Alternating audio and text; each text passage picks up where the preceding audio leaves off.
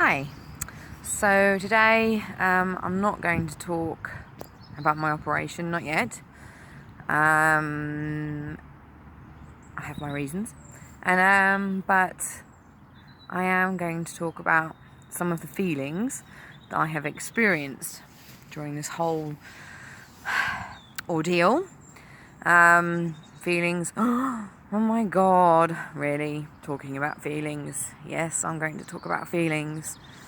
There have been many, and they have ranged from one extreme to the other.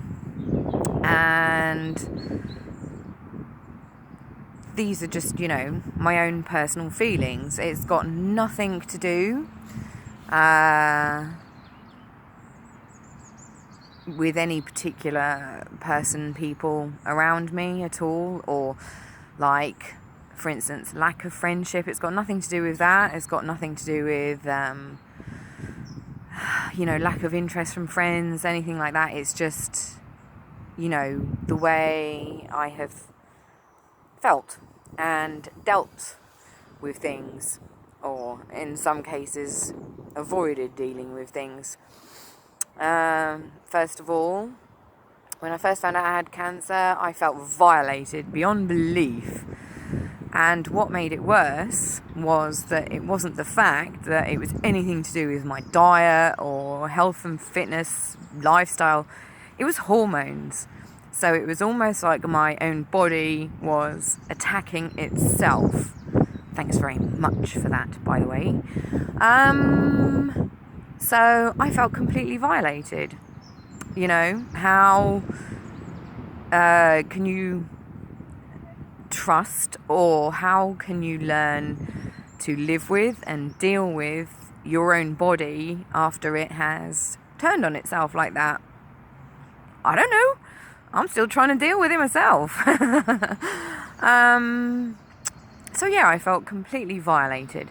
And that's one reason why I had no problem with the whole breast being removed.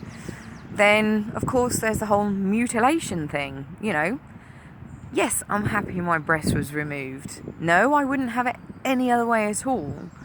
But, nevertheless, my body has still been mutilated.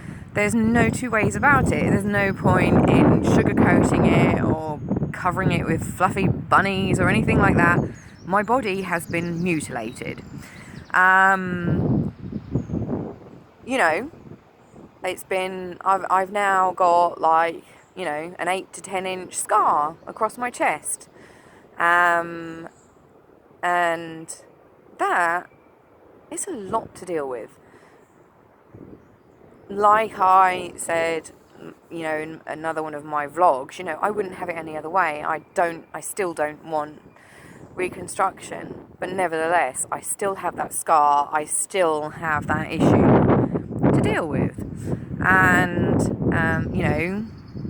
that's fine. Get there in the end, but it's a work in progress. By the way, I have no problem with my scar. I have absolutely no issue with it at all. I actually think it's rather beautiful. And I would much rather look at that than look at the breast that was filled with cancer. Let's put it like that. So, yeah, I felt violated and I felt mutilated. I have felt incredibly lonely. Not because I haven't had good friends or family, not because I haven't had any support, because the support for cancer sufferers is immense. It's huge. It's enormous.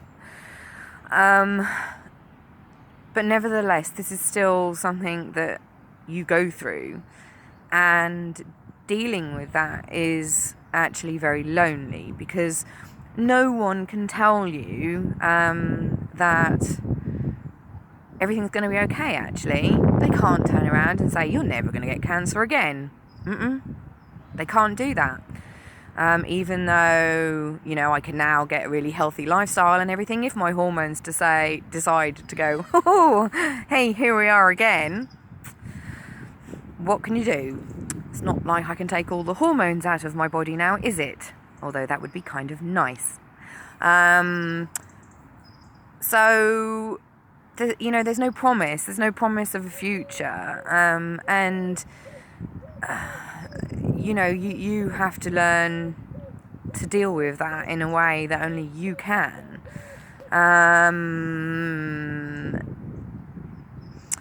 So, yeah, violated, mutilated, lonely.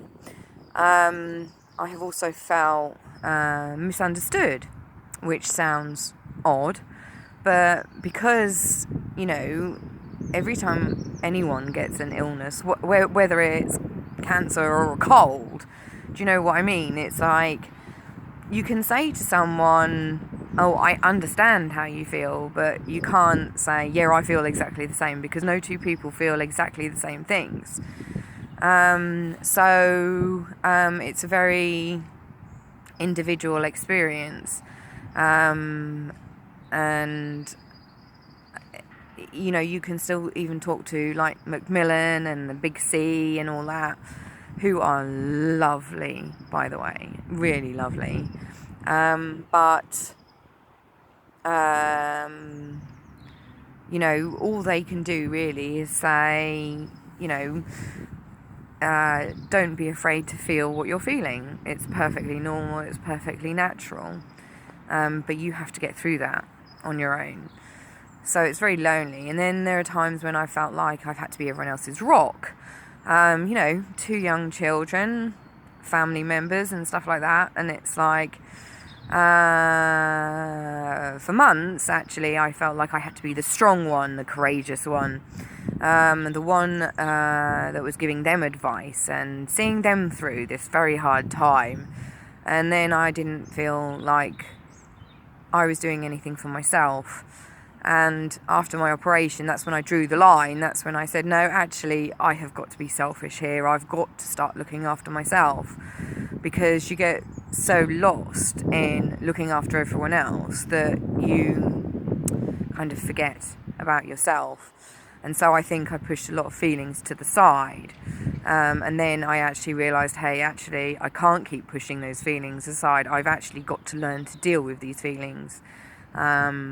And it's time to get selfish.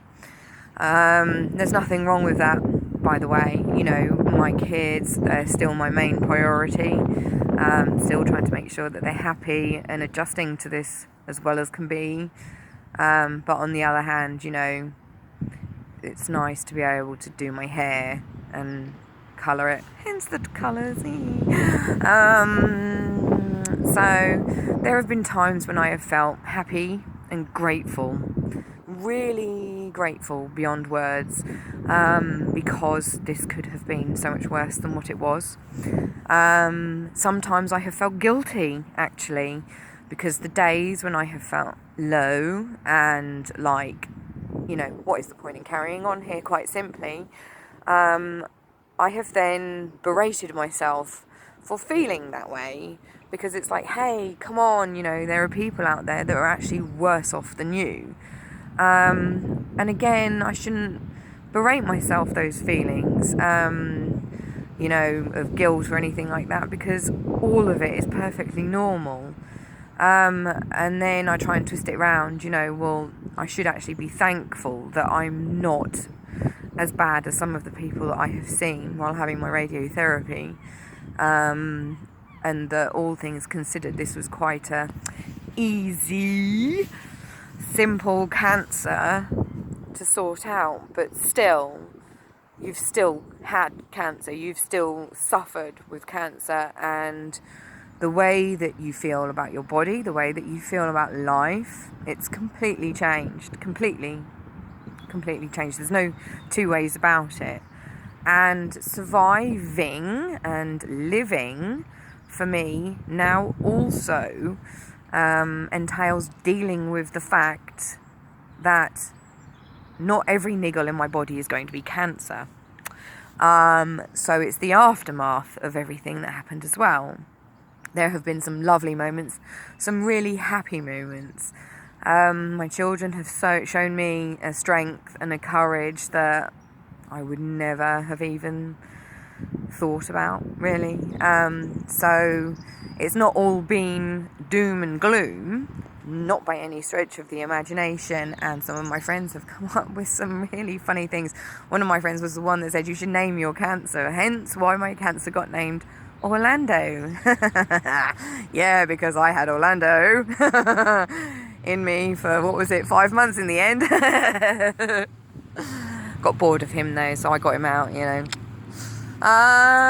So, there have been funny moments, hilarious moments, loving, caring moments. There have been low moments where, quite frankly, I have just wanted to throw the towel in and say, that's it. And then I just think, come on, life, nah.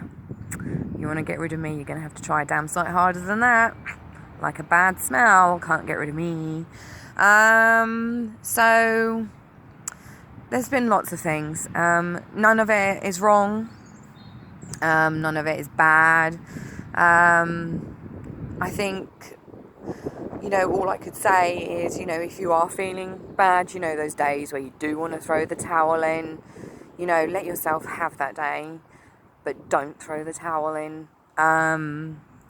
Find something to live for. Find something just to give you that reason, just to live one more day, and then you live one more day, and then you live one more day after that, and then you live one more day after that, and each day gets a little bit easier. So look for the hope, look for the happiness, look for the peace, actually, look for the wonder. And yeah, eventually you get there. Okay, that's all for today. Hopefully see you again tomorrow. Bye.